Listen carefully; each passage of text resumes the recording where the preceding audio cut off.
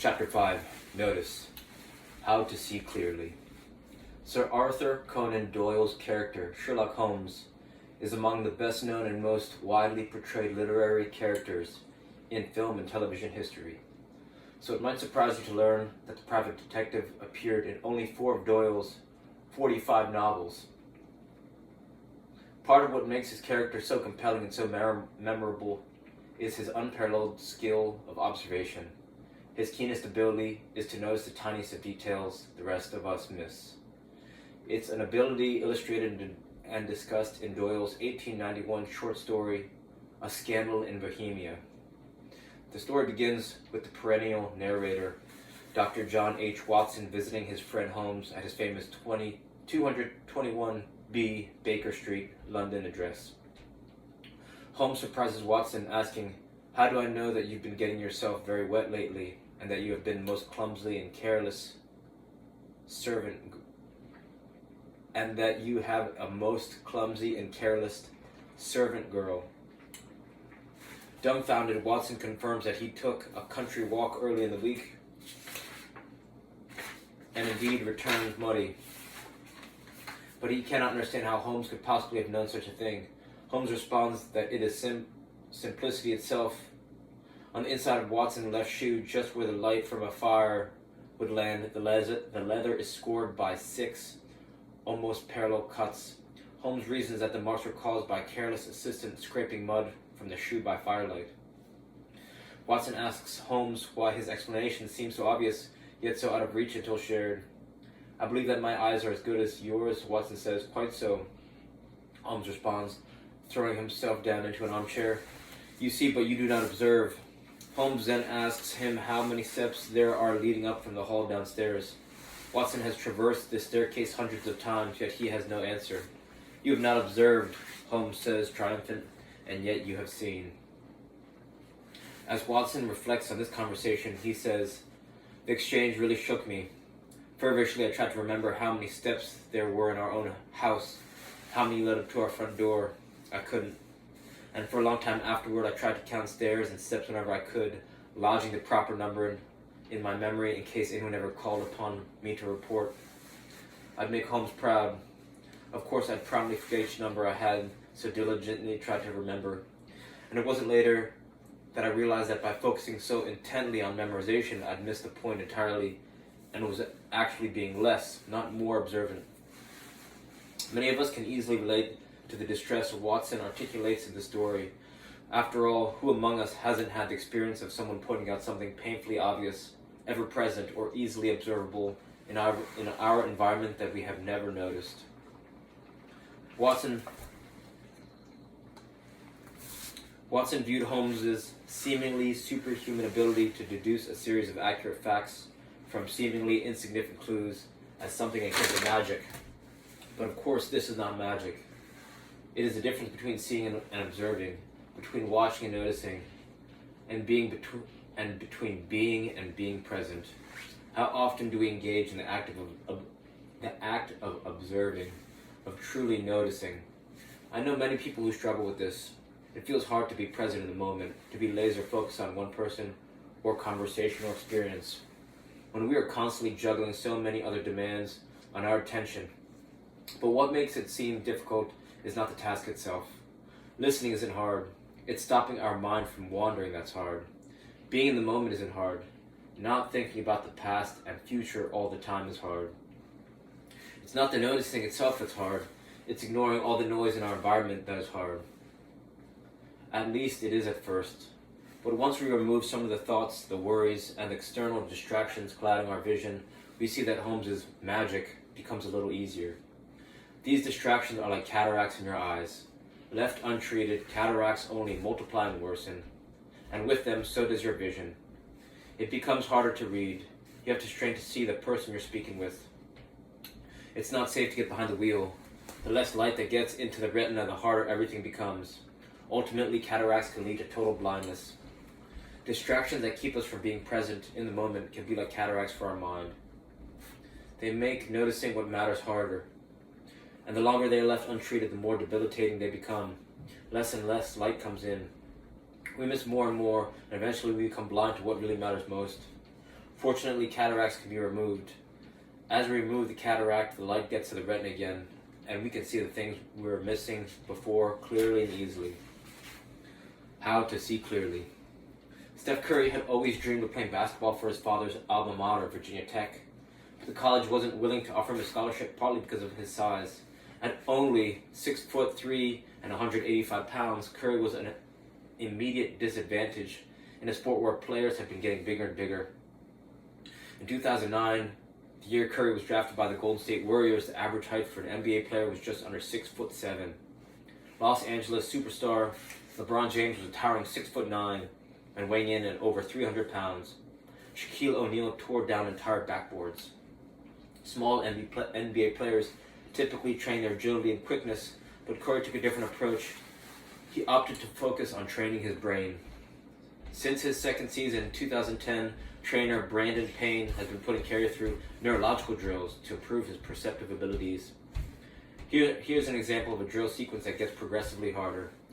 Curry juggles a tennis ball with one hand while dribbling a basketball with the other. Then he switches to dribbling the tennis ball. Then he tosses the tennis ball against the wall while continuing to dribble the basketball. Then he crosses the basketball between his legs and so on until finally he's juggling 2 tennis balls. This dizzying exercise is designed to improve Curry's attention by building what Payne calls neurocognitive efficiency. With each drill in the sequence, he's processing more and more information while remaining focused on the task. In an article titled "Steph Curry Literally Sees the World Differently Than You Do," reporter Drake Bayer writes, "Just by looking at Curry, you would never guess that he's the most dominant player in the league. He's 6'3", 190 pounds. He doesn't bulldoze like LeBron or fly like Michael. His advantages are subtler. The remarkable quickness and off-the-chart shooting skills are ones that everyone knows about already. But the evidence also points to Curry being an extreme outlier. It wouldn't be wrong to say genius in his ability to process sensory input even in the most stressful, complex, and fast-moving situations. In simplest terms, he's seeing more of the game, allowing him to exploit opponents' positioning, to create shots, find passing lanes, and force turnovers. Warriors coach Steve Kerr says that with regard to hand-eye coordination, Curry is as great as anyone I've ever seen. And Curry is now widely regarded as the best shooter in NBA history. Recent science helped explain why. One study found that by training our attentional muscles, we can improve our processing of complex information moving at great speed. Professional athletes from English Premier League, the National Hockey League, and the French Rugby League, as well as elite non-professional athletes and non-athletes, participated in a virtual simulation with 8 balls that crisscross and bounce off each other and the virtual walls. They were told to follow the trajectory of 4 of them, and when the ball stopped, the participants had to identify the ones they'd followed. If they did so correctly, the simulation sped up to the next round, exactly as in Payne's drills with Curry. The results revealed, perhaps unsurprisingly, that professional athletes were better at processing complex, fast-moving information than other groups. But even more useful for those of us unlikely to make the NBA was the fact that all groups improved very quickly with practice. Everyone got better at focusing on the important and ignoring the irrelevant. To be in the effortless state is to be aware, alert, and present, even in the face of fast-moving information and the endless onslaught of distractions. That's no small thing, because in that state of heightened attention we see differently. We are able to laser in on the things that are important. We notice things that were always right under our noses, but that we missed before. The inner game of relationship tennis. Too often we are with people physically but are still not present with them mentally. We struggle to truly notice them, to see them clearly. John Gottman has spent 40 years researching the science of relationships at what is officially called the Gottman Institute and is otherwise known as the Love Lab. He and his wife, Julie Schwartz Gottman, a respected psychologist in her own right, have written several books and are world-renowned experts on the topic of marriage and relationships. Together, they may have gathered more data on the intricate workings of relationships and on the dynamics that predict divorce versus marital stability than anyone else in the field. According to the Gottmans, We all make small and large attempts to obtain affection, affirmation, and attention in our relationships. They call these bids for connection. There are 3 distinct ways a partner can respond to a bid for attention. We can liken these 3 approaches to playing a game of tennis. The first type of response is what they call turning toward. It's when you come home, give your beloved a peck on the cheek and say something like, "It's lovely weather today, isn't it?" And your beloved might reply, "Oh, I agree. Isn't it beautiful? Perhaps we should open some windows." Here your partner is like the person on the other side of the court receiving your serve and hitting a solid ground stroke straight to where you are standing. It couldn't be easier to hit the ball back, and so the volley continues. The second kind of response is turning against. This is where your partner might respond to your comment about the weather by saying, "You really think so? I think it's much too hot out today. I don't enjoy this humidity at all." In this case, they've hit the ball back over the net, but to the complete opposite side of the court, where you have to sprint to reach it. The volley might continue, but it's more strenuous. The third kind of response is turning away. Now your partner doesn't address the comment about weather at all, and instead responds with something entirely related like, "Have you taken the car for the oil change yet? The ball has just been hit straight into the net. Game over. Now you have to harness the energy, mentally and physically, to start the volley anew." According to Gottman's research, both of the first 2 responses, even the argumentative one, are generally healthy for a relationship. The one that does the most damage is the third kind. It signals that these 2 people do not see each other. They are not playing the same game or even the same sport. It's as though they are both looking at the same wall, and one says this wall is blue, while the other insists that it's red. There's no such thing as an effortless relationship, but there are ways we can make it easier to keep a relationship strong. We don't need to agree with the other person on everything, but we do need to be present with them, to really notice them, to give them our full attention. Maybe not always, but as frequently as we can. Being present is, as Eckhart Tolle has said, ease itself. The curious power of presence. Ronald Epstein felt his anxiety spike as an older doctor walked in and examined his ears, throat, neck, chest, and abdomen in what was an unremarkable visit in every way but one. The diagnosis, prognosis, and prescribed course of treatment were unsurprisingly and were delivered in less time than it had taken Epstein to eat breakfast that morning. But here's a remarkable thing. The doctor had sat in the examination room and answered the nervous 17-year-old's questions as if there were no other patients on his schedule that day. As Epstein went to sleep that night, he was already changed by the experience, although he didn't fully understand how.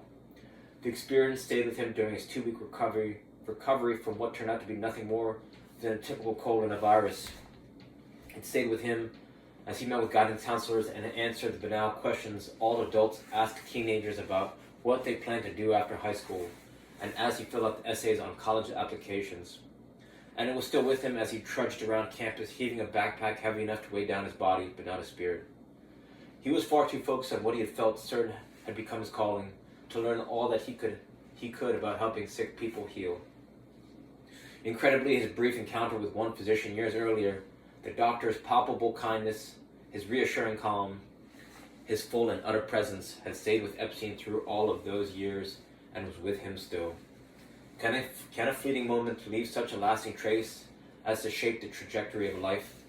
Was Epstein's whole future determined by this one doctor who sat there and listened, giving Epstein the full power of his attention? When we're fully present with people, it has an impact. Not just in that moment either. The experience of feeling like the most important person in the world, even for the briefest of moments, can stay with us for a disproportionate time after the moment has passed. There is a curiously magical power of presence. In packed conference halls and ballrooms, I have on many occasions asked audiences to think of someone who is completely present with them in their life, then describe what that was like for them in one word. I have learned not to be surprised by the volume, strength, and variety of the adjectives offered. Words include generous, valued, understanding, refreshing, authentic, worthy, peaceful, important, special, splendid, seen, symbiotic, focused, raw, intimate, important, invigorating, empowering, quiet, golden, magical, warm, impactful, engaging, validating, accepting, and priceless. What are we to make of these one-word stories? These are not timid descriptions. You would think these people were describing someone who had moved mountains for them, but they weren't. They were describing a person who was fully present for them. When we are fully present with another person, we see them more clearly, and we help them see themselves more clearly as well. The Clearness Committee. We all have people in our lives who come to us because they are struggling to see a problem or a decision clearly, but often we unwittingly make it harder for them by jumping to judgment. We are too eager to say, "Oh, you should X," or "I don't know why you didn't do Y in the first place," or "If I were you, I would Z." Such quick judgments, however well-intentioned, make it harder for people to gain clarity for two reasons. First, when people fear being judged, it drowns out their inner voice. They're able to focus on only what they think we want to hear, rather than on what they actually see or feel. Second, the moment our judgments and opinions are voiced, they compete for the limited mental space others need to draw their own conclusions. Contrast this with a practice used by the Quakers called the Clearness Committee. When someone in the community, the focus person, is facing an important dilemma, they often ask a few people they trust, the elders, to come together to form a committee. The purpose is not for the committee to tell them what to do. The purpose is to help them figure it out for themselves. And in order to do this, the committee must remove judgment from the equation. When they gather, the focus person begins by sharing what the dilemma is and why it matters. The committee listens silently. After the context is given, the elders have a few choices. They can ask honest questions, which are clarifying questions they could not know the answer to. They can reflect or repeat back what they've heard. Opinions, advice, and judgment are out of bounds. As Parker Palmer, an expert in the Clearness Committee process, has written, each of us has an inner teacher, a voice of truth that offers the guidance and power we need to deal with our problems. The intent of the exercise is to help people amplify this inner voice and gain clarity on how to move forward. We can help people in our lives do the same by putting aside our own opinions, advice, or judgment completely, by putting the other person's truth above our own. The greatest gift we can offer to others is not our skill or money or effort. It is simply us. None of us have infinite reserves of focus and attention to give away, but in the effortless state, it becomes far easier to give the gift of our intentional focus to the people and things we really care about. How can we call up this state of heightened perception and focus on demand? I recommend the following daily practice. Prepare your space, 2 minutes. Find a quiet place, turn off your phone. Let people know you will be taking 10 minutes. Take a moment to clear off your desk to put things back in their proper place. 2. Rest your body, 2 minutes. Sit comfortably with your back straight, close your eyes, roll your shoulders, move your head from side to side. Release tension in every part of your body. Breathe normally and naturally. 3. Relax your mind, 2 minutes. It's natural for your mind to be full of thoughts. Just acknowledge them, notice them, let them come and let them go. Release your heart, 2 minutes. If thoughts of someone who's wronged you arise, say, "I forgive you," and imagine you are cutting a chain that tethers you to them. Breathe in gratitude, 2 minutes. Relive a moment in your life that you are really thankful for. Experience it again using all of your senses. Remember where you were, how you felt, and who you were with. Really breathe the gratitude in. Repeat this step 3 times.